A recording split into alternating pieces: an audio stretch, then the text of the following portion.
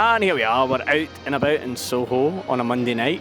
Obviously, found these reprobates that were also at the tasting. We've got Ben, we've got Varesh. I'm going to go to Ben first. Tell me where we were, what we were doing, what did you think? So we're at Milroy's, we're doing the Lagavulin tasting. We tasted 6 whiskies from Lagavulin, various age statements and editions. I have a bit of a soft spot for Lagavulin 16, so that was definitely the best one. A little bit of a soft spot. It's my first love. But then second, just below that, was probably the Jazz Festival, which was the brandy cask finish, which was really nice. Jumping right in, spoiler alert there. Jumping right in. We never even went through the top 5 or anything. Like, just straight in. Straight in. It's fine. Did you want me to go from bottom to top? I'll go top 5, probably just for legacy's sake. 16, because household, it's always there. Followed by the brandy cask. Just can't knock it. Reminded me of smashing plums at a swimming pool. Smashing plums At a swimming pool. It's a very common experience for us all. The 20-year-old special was underwhelming, I thought. And then I thought the 8 just didn't do it for me. Right. So for clarification, you said the 20-year-old special. You're talking about the 2020? 2020. So it was 12 years old, but not 20. But not 20. That's correct. Okay, well just... But I mean, the last one was... Shit. It's all kicking off here. So I'm paid the big bucks. Behind the scenes. Personally, I think that Lagavulin's a legacy brand. Good whiskey, good gateway at 16. Unfortunately, these days, 16 is 80 quid a bottle. Would I pay 80 quid a bottle? Not for me. If you're gifted it, fantastic, but I wouldn't pay 60. I would pay maybe 50 for it a bottle. Not 60, not 70, definitely not 80 quid.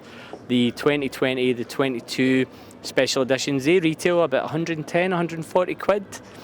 I'm going to reserve judgment. I'm going to go back to these guys and we're going to see what they think about that pricing. We're going to go back to Ben, who was so enthusiastic, loves it. This is his favourite distillery in the world. Now, firstly, let's go back to basics. Where were we? We're at Milroy's in Soho. Which is pretty much a staple. An excellent, excellent whiskey bar. It's an institution, as he said. Now, tell me about your picks. I'm going to hand you the mic, so if you can just hold it for us. I think I agree with Varesh that the 8 was not quite for me. A lot of the guys in there said it was really good. I said probably about a third of the guys in there said it was their favourite, but it wasn't quite right for me. It was a little bit too harsh on the palate.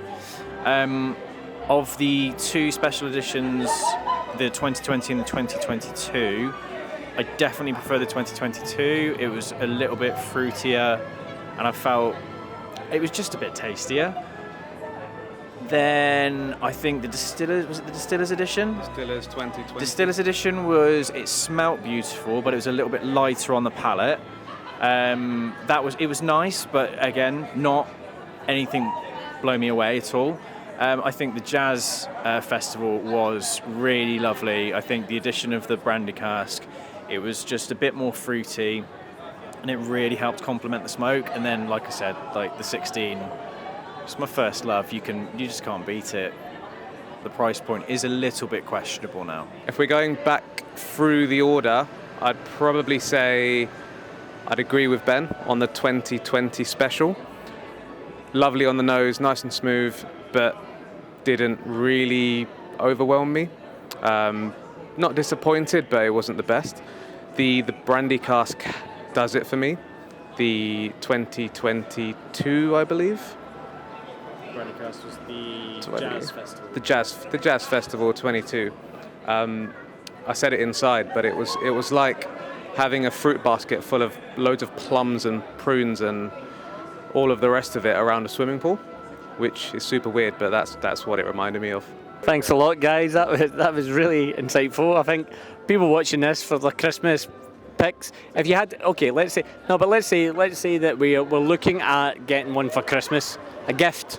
If you had to gift someone any of those Lagavulins we had tonight to say this is Lagavulin, I know what the answer is going to be here, but I'm going to just put it out to you. What you're picking? Well, you can't get the 2022 one because it's a distillers only edition. They teased us with that right at the end. Not going to be able to buy it unless you're up there. Christmas, it's going to have to be the 16. 16, absolutely, no questions.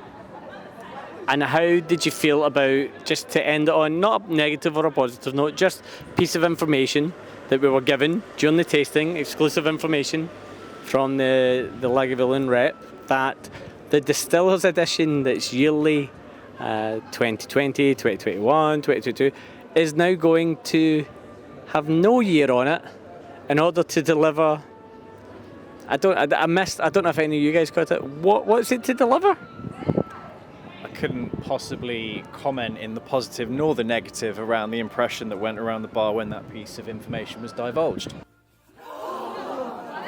Ditto, but also a higher outturn means more whiskey for everybody. So there's that as well. It's a very positive outlook on things, Veresh. I like that. That's sunshine and lollipops from Veresh there. And guys, we're gonna leave here. I'm gonna hand the camera off, and we're gonna do this seamlessly. We're gonna hand back Soho Square outside Milroy's.